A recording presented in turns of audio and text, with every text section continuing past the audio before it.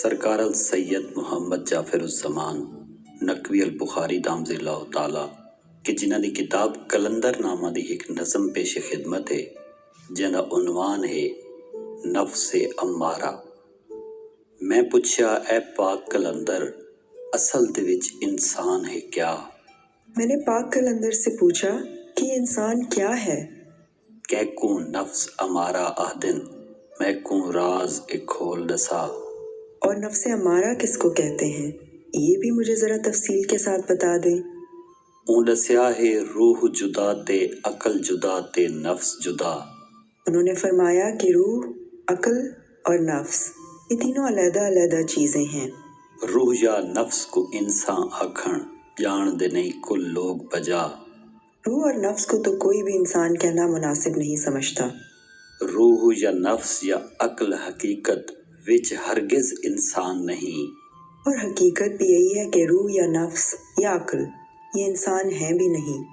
لیکن انہاں دا خود انسان کنوں وکھرا وجدان نہیں۔ لیکن انسان ان سے جدا بھی نہیں ہے۔ اے انسان دی ذات کنوں خود خارج دیاں اشیاء کوئی نہیں۔ یہ تینوں کو انسان کی ذات سے خارجی چیزیں نہیں ہیں۔ انہاں تے انسان دے وچ ول اصلی فرق ذرا کوئی نہیں۔ بلکہ ان میں اور انسان میں ذرا برابر بھی فرق نہیں ہے۔ اے خود عین انسان بھی ہن انسان تو مول جدا کوئی نہیں۔ دیکھا جائے تو یہی عین انسان بھی ہیں اور یہ انسان سے جدا بھی ہرگز نہیں۔ غیر یا عین جے ہک سمجھوتا ہک دی گال بجا کوئی نہیں۔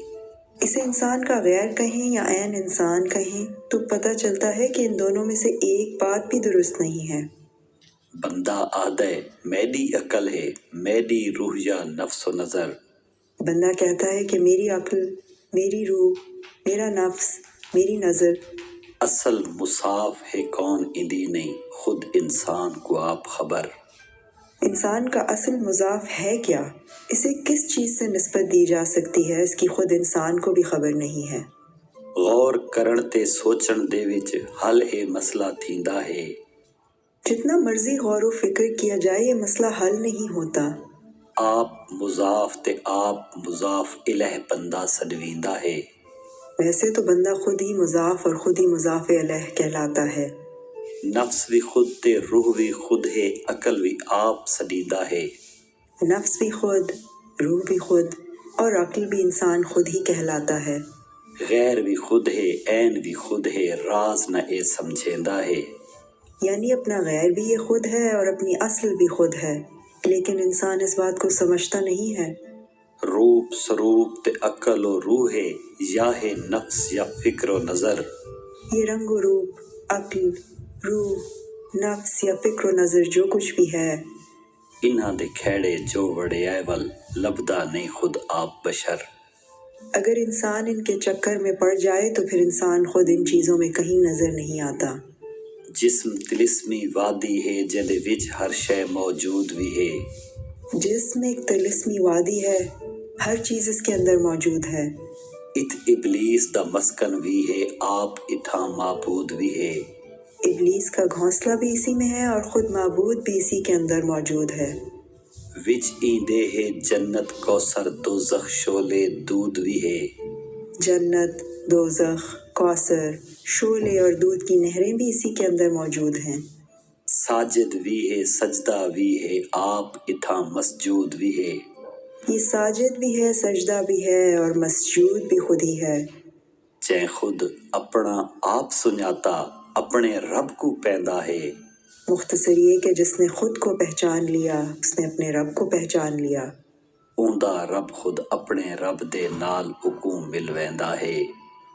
اس کے اندر کا رب اسے اپنی حقیقی رب کے ساتھ ملوا دیتا ہے۔ ظاہر دے وچ ای قرآن دے معنی لکھاں ہزاراں ہن۔ ظاہراً تو قرآن مجید کے لاکھوں ہزاروں معنی ہیں، لیکن ایندے باطن دے وچ کئی لکھاں دیواراں ہن۔ لیکن اس کے باطن میں کئی لاکھوں دیواریں بھی ہیں۔ ظاہری مطلب اہل ظواہر کو دتے سرکاراں ہن۔ ظاہری مطلب سے تو پاک خاندان نے ظاہر بین لوگوں کو آگاہ فرمایا ہے۔ باطن والے مطلب دیاں لیکن خاموش بہاراں ہن۔ لیکن باطلی مطالب سے پردہ نہیں ہٹایا گیا۔ ظاہری مطلب چھوڑ کے ساکوں مرشد گل سمجھائی ہے۔ ہمیں تو ظاہری مطلب سے ہٹ کر پاک مرشد نے بات سمجھا دی ہے۔ مرشد پاک نے کرم چکیتا سمجھ حقیقت آئی ہے۔ اور ان کا کرم ہے کہ حقیقت ہماری سمجھ میں بھی آ گئی ہے۔ جو آدم ابلیس دا قصہ خود قرآن سنایا ہے، یہ جو آدم اور ابلیس کا قصہ خود قرآن نے سنایا ہے، اون قصے دا مطلب ساکوں مرشد پاک دسایا ہے۔ اس قصے کا مطلب ہمیں پاک مرشد نے کچھ اس طرح سمجھایا ہے۔ ابو البشر کو خالق اپنی صورت نال بنایا ہے۔ کہ جناب آدم کو خالق نے اپنی صورت میں خلق فرمایا ہے۔ ای قصے دے نال اساکو راز سخی فرمایا ہے۔ اس قصے میں جو راز ہے اس سے ہمیں پاک مرشد نے آگاہ فرمایا ہے۔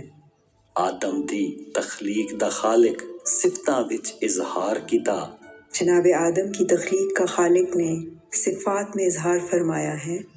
تینت دیکھ کے آدم دی ہر صفت بہوں اصرار کیتا۔ جناب آدم کی تینت دیکھ کر ہر صفت نے بہت اصرار کیا۔ بت آدم دا جوڑ کے خالق وکھرا شان دکھایا ہا۔ جناب آدم علیہ السلام کے جسم جیسا شاہکار بنا کر خالق نے اپنی ایک الگ ہی شان دکھائی تھی۔ آدم دیاں کل صفتاں کو کر وکھرا دور کھڑایا ہا۔ پھر جناب آدم سے اس کی صفات کو الگ کھڑا کر دیا گیا۔ کل ملکوتی صفتاں کو سجدے دا حکم سنایا ہا۔ تمام ملکوتی صفات کو سجدے کا حکم دیا گیا۔ عقل و فہم تمیز ادراک نے سر تسلیم جھکایا ہا۔ اس وقت عقل و فہم، تمیز و ادراک سب نے سر تسلیم خم کیا۔ اتھا نخفتو فیہ من روحی دہا فرمان تھیا۔ اس جگہ فرمان ہوا کہ میں نے اس میں اپنی روح پھونک دی ہے۔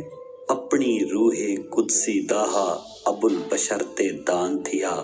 خالق ابو البشر پہ کچھ اس انداز میں مہربان ہوا کہ اس نے اپنا پہلا تحفہ اپنی روح قدسی کا اس کو دان کیا۔ جداں او روح قدسی یکدم وچ آدم دے آئی ہے۔ جس وقت وہ روح قدسی جناب آدم کے جسم میں داخل ہوئی، کل ملکوتی صفتاں نے فوراً جبین جھکائی ہے۔ تو جملہ ملکوتی صفات فوراً سجدہ ریز ہو گئی۔ لیکن نفس امارہ نے ناریت چا دکھلائی ہے۔ لیکن نفس امارہ نے ناریت دکھائی۔ وڈا بول ہا خیرم منہو اون دی سزا ای پائی ہے۔ اس نے بڑا بول بولا کہ میں اس سے بہتر ہوں، جس کی وجہ سے اس نے سزا پائی۔ اربع عناصر دی آتش تو ای نے جسم جو پایا ہا۔ اربع عناصر میں سے چونکہ اس نے آگ کا جسم پایا تھا، ای خواہش شہوانی تاہوں من نارن سنوایا ہا۔ اسی نفسانی خواہش نے اس کے منہ سے نکلوایا کہ میں آگ سے بنا ہوں۔ حکم تھیا خالق تا تیں کیوں کیتی نافرمانی ہے۔ خالق نے پوچھا، تم نے نافرمانی کیوں کی ہے؟ ای آدم کو جوڑن والا نور میرا ربانی ہے۔ جبکہ آدم کو تو میں نے نور کے ذریعے تخلیق کیا ہے۔ میڈے ہتھاں بنایا ہی کو تیدی گل نفسانی ہے۔ اسے تو میرے ہاتھوں نے بنایا ہے، یعنی تمہارا دعویٰ تو نفسانی ہی ہے۔ کبر فقط ہے میں کو سہدا ورنہ کم شیطانی ہے۔ تکبر صرف میری ذات کو جچتا ہے، ورنہ تو یہ شیطانی عمل ہے۔ عقل و فہم تے ہوش و حواس یہ ملکوتی صفتاں ہیں۔ ہاں، عقل و فہم، ہوش و حواس یہ سب ملکوتی صفات ہیں۔ شہوانی نفسانی خواہش اے منکر جناتی ہیں۔ جبکہ شہوانی و نفسانی خواہشات جناتی صفات ہیں۔ شارکہم اموال دی چھوٹ یہی ملعون نے پائی ہے۔ اس ملعون کو مال اولاد میں داخل ہونے کی چھوٹ مل گئی۔ یوم الدین تائیں خود لعنت خالق نے فرمائی ہے۔ یوم الدین یعنی خروج کے دن تک کی اس پہ خود خالق نے لعنت کر دی۔ ای خالق دے سامنے گل اے دعوے نال سنائی ہے۔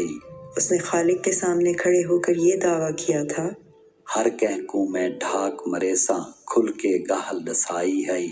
اور واضح طور پر کہا تھا کہ میں کسی کو بھی نہیں چھوڑوں گا۔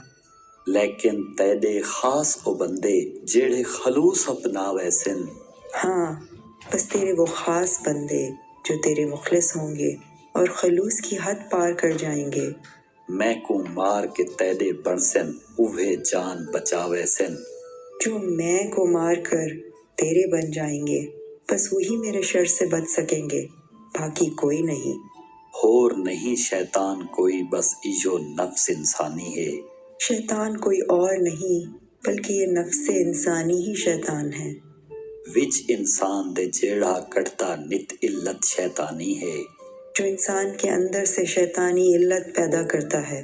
ہر گمراہ تے اے چڑھ باندھے کردہ نت سلطانی ہے، گمراہوں کے جسم پر پوری طرح تصرف کر کے ان پہ یہ سلطانی کرتا ہے۔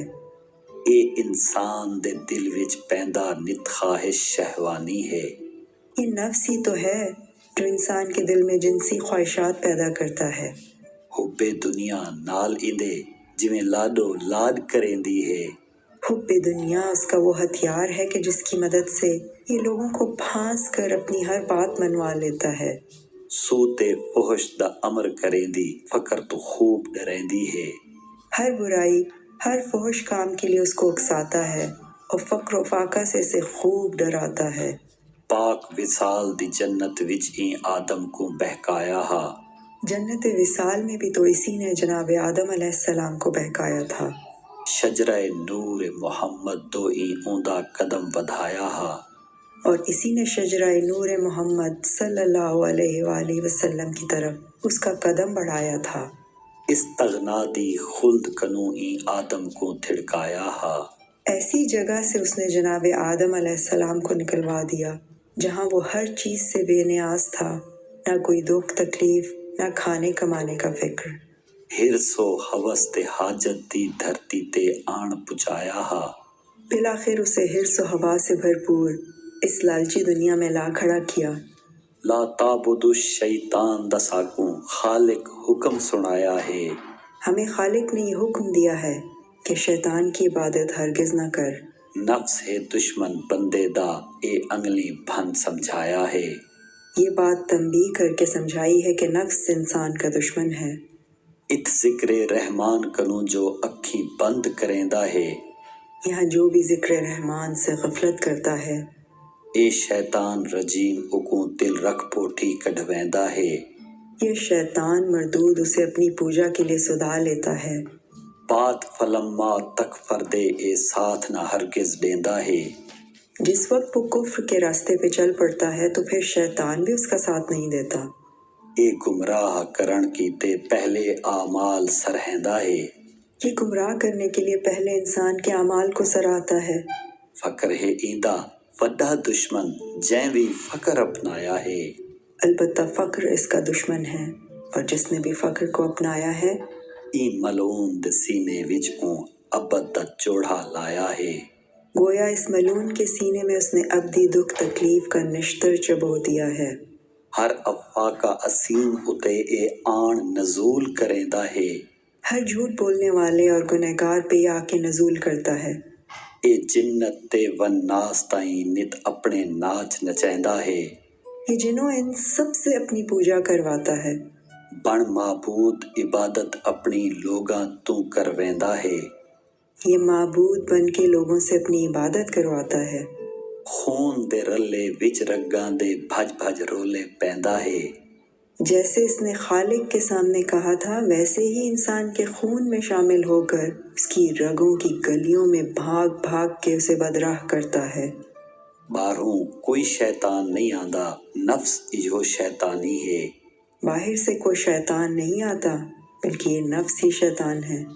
ہر کہیں کو گمراہ کریندے ایندی کارستانی ہے، یہ جو ہر کسی کو گمراہ کرتا ہے یہ اسی کی کارستانی ہے۔ باہر دا کوئی ابلیس نہیں، اے کل اندر دا رولا ہے، باہر سے کوئی ابلیس نہیں آتا، یہ سارا انسان کے اندر کا مسئلہ ہے۔ بن ویندے ابلیس جلاں آپ پوندا نفس کو جھولا ہے، جس وقت نفس پاگل کرتا ہے تو انسان ہی ابلیس بن جاتا ہے۔ راہ حق تے اے ہے بیٹھا فرق نہ ماشا تولا ہے، اس میں رتی برابر جھوٹ نہیں ہے کہ یہ راہ حق کے اوپر بیٹھا ہے۔ ایندا بوٹا آن پٹیندا ہے فقر دا سخت وہولا ہے۔ اگر اس کو کوئی جڑ سے اکھاڑ کر پھینک سکتا ہے تو وہ صرف فقر کا کدال ہے۔ جعفر سلامت ہوئے، جعفر فقر دی وادی دے وچ ایندے بچڑے مر ویندن۔ میرے مرشد کریم فرماتے ہیں کہ بس فقر کی وادی ہی وہ مقام ہے جہاں آ کر اس کی موت واقع ہو جاتی ہے۔ جنہ فقر کو حاصل کیتا اوہے کلندر تر ویندن۔ جو فقر کی راہ پہ چلتے ہیں صرف وہی لوگ اپنی منزل حقیقی پر پہنچتے ہیں۔ جنہ فقر کو حاصل کیتا اوہے کلندر تر ویندن۔